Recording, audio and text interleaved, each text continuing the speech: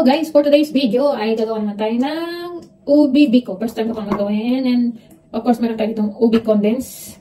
Dalawang lata. Binuksan ko na guys. Kasi mahirap magbukas. Charot.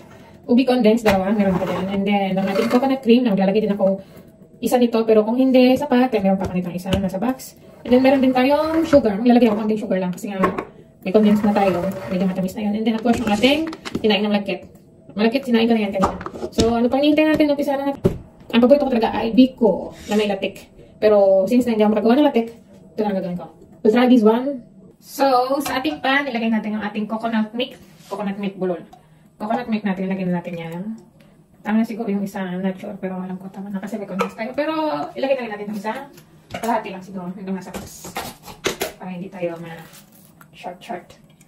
Ito na, kalahati lang ito. Then, pakuluan lang natin yan. Saka natin ilalagay ang ating condensed milk. Kaluan mo natin siya ng ilang minuto. Kapag kumukulo na siya, saka natin ilalagay ang ating condensed milk. Wait lang natin siyang kumulo, guys. So, yun na nga, guys. Fast forward. Kumukulo na yung ating butanan nyo. So, pwede natin ilagay ang ating condense. Hinay lang natin yung apoy para hindi siya umawas. Kasi tumataas siya. Ginamit ko dito malakit na migas guys. 1 kilo siya. 1 kilo. Kaya dapat isang lang ang condense natin. Kaya 1 kilo kasi siya. Then baka hindi na akong malagay din ng sugar. Kaya tanda lang natin yung tamis. Kasi masyado ng matamis. Nakaka-uwi naman pag matamis, diba? Pagin na natin lahat. Kaya wala na rin mga pagkagamitan ng ubi condense. First time ko itong gagawin. First time ko i-try. I mean, nalutuin. Yung ubi condense. Ubi biko. Ubi condense. Ay. Kaya hindi natin kasi sayang. Sayang yan, sayang. Kaya pakasayang natin yan. Napakabihira pa naman ito dito mabili. Nakakaubusan. So, ang dami na nun. So, latag-lata lang yung nilagay ko. Buti na lang hindi ko nilagay lahat. Kasi masyado na siyang matubig.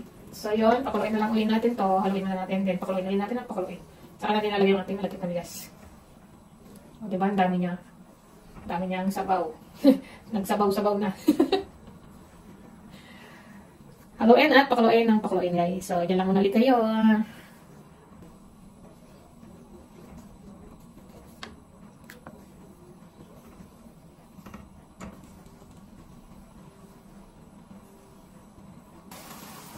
Makikita nyo, guys, kulong-kulong na yung ating mixture na natanan nyo at saka yung condense. Pinakuluan ko na ito ng mga 15 minutes. So, pwede na natin ilagay ang ating malagkit na bigas. Sinalangan lang natin ng konti yung ating apoy. And unti-unti natin ilagay ang ating malagkit na bigas. Ang bigat nito kasi ang dami pala. Unti-unti lang natin ilagay, guys.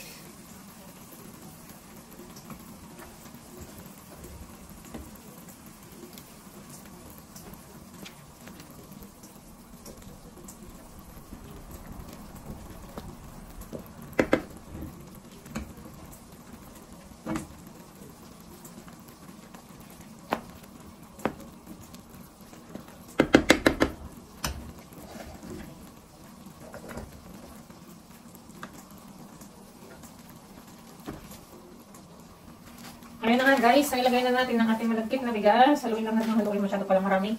At medyo maliit ang ating nagamit na kawali para dito. Kaya dahan-dahan lang ang ating paghalo. Haluin nyo lang guys ang haluin, tapos may na lang yung apoy. Nasa kung ano yung gusto nyo. Consistency, wala. Kulang na naman sinday. Ang inyong malagkit. Ayun ang apoy lang kasi. Tsaka agad sa halo kasi nasusunog siya sa ilalim. So, diba? Ang ganda ng color. Violet. Purple. Halo lang ng halo.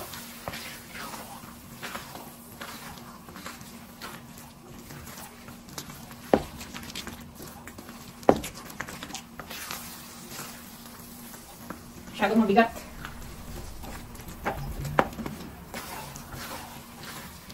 Kaya wala akong latik. Masyadong kasi matagal yun eh. Ituloy. So, ito guys, para sa akin okay na to.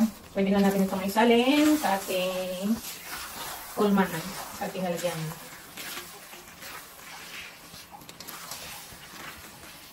Okay na to para sa akin.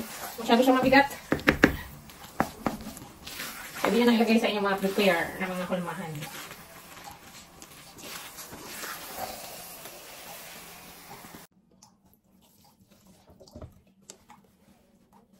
Masyadong mabigat. Ipatan natin ito sa ating hulmahan.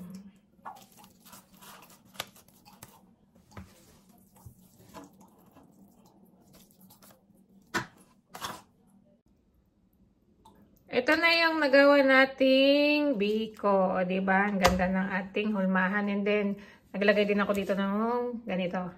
Pwede natin tong pang giveaway. O diba? Pwede pang giveaway.